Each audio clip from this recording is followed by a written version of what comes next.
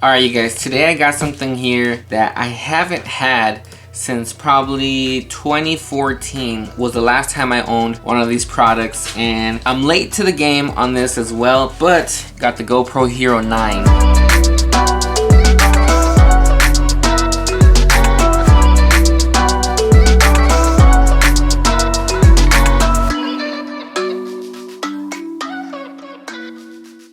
Yeah, super late. I know this was released about 6 months ago, I think now it is. I haven't really done a lot of research on this just right off the bat. Just looking at the box, you know, the 20 megapixels, 5K, 30 frames per second, 4K at 60, 1080, 240, and all the other GoPro stuff GoPro does. And one of the reasons me and my lady got this camera is because the pandemic is kind of slowing down a little and things are opening back up again. We've been trying to go out and do more outdoor stuff. We also got bikes, and now we've been bike riding and all that. And we were just like, you know what? Having a GoPro would be pretty cool, and something like this with the awesome stabilization I've seen from the footage would be something really cool to add to biking. And then we're also going to be going hiking this summer and things like that. Just a quick unboxing. I got this one with the case, and inside the case you have the camera, instructions, cables, some mounting points right here, battery, and a little clip. So basic GoPro accessories. This is the actual camera. I love it, and I love that it has a front screen now as well. Previous GoPros, especially the GoPro 4, did not have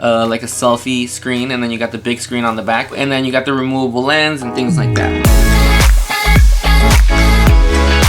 So the first day I got the camera, I tried to record some stuff. I was trying to like vlog with it. I brought the footage back to my computer, and I wasn't really stoked with it. I was like, oh, this is again like GoPro footage. The footage didn't look that good. The highlights were blowing out on my face. Everything was way too contrasty, and it just looked like your typical GoPro footage that everybody gets. And then I just was like, no, there has to be more to this camera. So I was like, I need to spend a couple more hours on it, dial in the settings, like if it was like a Sony camera or whatever, and really mess with it and see what I can get. Took it home, updated it because it was also asking for an update, and I think I dialed in some settings that made the footage look really good, really crisp, really clean, and for GoPro footage, it looks really good.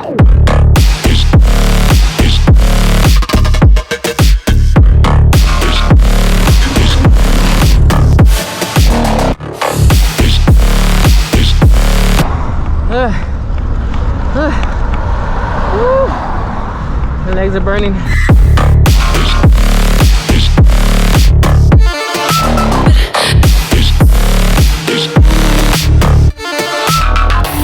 So I took this GoPro on a bike ride today, and I do want to show you guys this little magnetic clamp I bought. It's a GoPro product. I bought it at Best Buy today when I actually went and got the memory card earlier, and this thing is actually pretty cool. It's a clamp which can clamp onto a lot of things, and it's a magnet as well, so you can stick this onto a lot of surfaces when you're shooting, and I think it's a cool product. It was only like 24 bucks or something like that, so that's cool. And then you can hold it as like if you're filming yourself or filming something, you can actually hold it from down here instead of grabbing the camera. So that's pretty cool. Let's talk about this camera. The ease of use on this camera is actually pretty cool. Once you have it dialed in with the settings you want, and I'm gonna get into settings in a little bit, it's actually really easy to use, and it's a really cool camera. I think it's a tool that a lot of people that create content here on YouTube or wherever for filmmaking, obviously not for higher production stuff, but for anything on YouTube, having a tool like a GoPro is really cool because you can get some really creative shots like you guys saw in the bike shots. You have, you know, the crotch shot, you have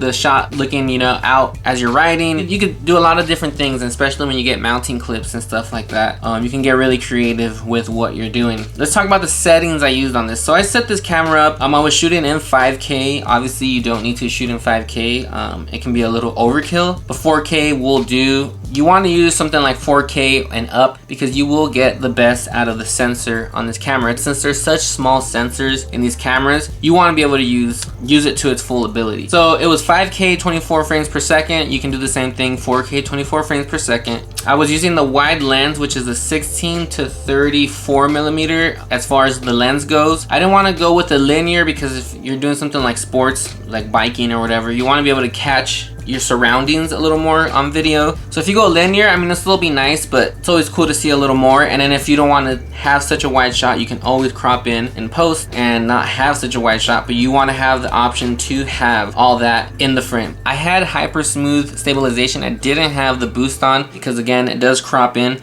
but the hyper smooth works really good. I was really impressed with it. It's crazy because the bike was moving a lot and shaking, and then this wasn't like on a stable mount, and it was shaking, and it still looked pretty good. There were some parts where there was like a little bit of jumps in it, and it didn't stay. It like jumped a little, but it was like stable for the most part. The stabilization in these cameras are insane. Like, they're killing the game with the stabilization, that's for sure. For the bitrate, I set it to high. You always want to be able to get the most data you can out of this camera. Like I said, get the most out of the small sensor. So set your bitrate to high. It's gonna take a little bit more space on your memory card, but it's worth it. In post, when you're color grading and doing all that, it's not gonna fall apart as fast. Shutter speed I had on auto, but the goal is to have the shutter speed depending on the frames per second you're at. So if you're 24 frames per second, your shutter speed should be double that. Should be around 48 or 1/50th of a second. So having it on auto, the camera is going to decide for you, but that's where ND filters can come in, something like the Polar Pro filters, which I kind of want to get because they do help keep that shutter speed lower. I might get those in the future and make a video on them, but they will help a lot with keeping a cinematic look with a camera like this. On the EV Comp, this is one that a lot of people I feel like don't use, but especially on GoPros, I have it on -1. The reason I have it on -1 is because the GoPros tend to overexpose. Again, the GoPro's kind of doing what it thinks it should be doing. It's guessing. It's just like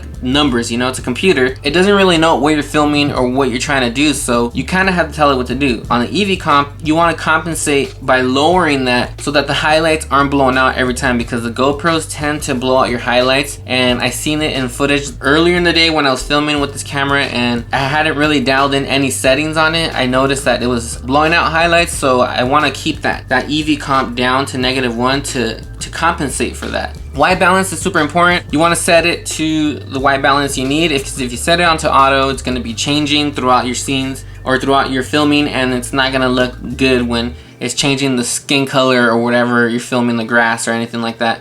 So I keep it around 5500 kelvins. You can do 5000, 5500, 6000 kelvins. That should be pretty good for daylight. For the most part, you are going to be filming in broad daylight with these cameras, because GoPros aren't known to do great in low light. Just like cell phone cameras, they have the small sensors. Cell phone cameras will look great in the day, and at night they just fall apart. GoPros are the same thing. It's just because of a sensor size, and they're not really made for low light. So for the most part, you're gonna be filming daylight. So you wanna keep your white balance at 5500 kelvins, which is gonna be the sweet spot for daylight shooting. The ISO minimum is gonna be 100, and you wanna keep your maximum at around 800, at least. I think that's a pretty good range, so you don't get so much noise in your footage. Color profile is flat. The GoPro color profile is kind of whack. If you really want to use it, you can use that one, but the color profile, I use flat, and then I do all that in post. The contrast, the color grading, and all that. I want to have control over that, so having your footage look as flat as possible is better, and then you can add in saturation and contrast and all that. So keep it at flat. If you don't really know how to color grade, or you're really not experienced with that, then I guess keep it in GoPro color, but I highly suggest you learn how to do something like that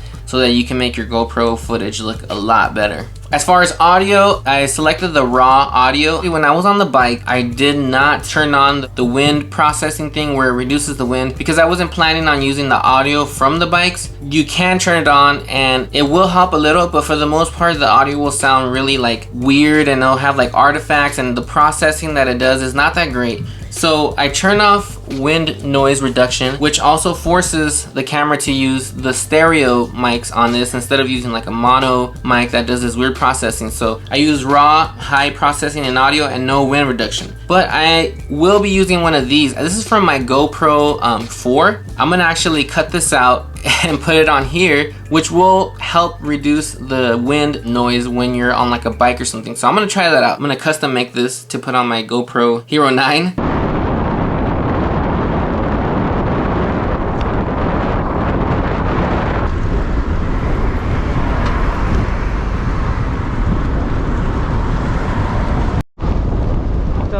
Here, like a lot of wind.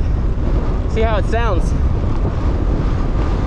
All in all, the GoPro Hero 9 is a great camera, honestly. If you know how to set it up, use these settings if you want. I'll write the settings in the description so you guys can look at them. But I think if you know how to use this camera and set it up right, it can really help you out. And it can be a great tool for making videos. So get really creative with angles and mounting it and putting this thing in places that you wouldn't be able to put a big old mirrorless camera and get cool angles from things like that. So yeah, so I hope you guys got something out of this. I know it's late to the game, but you know, I got this camera and I just want to do something fun with it. So you guys will be seeing a lot more of this camera in the videos in the future. So alright, see you guys.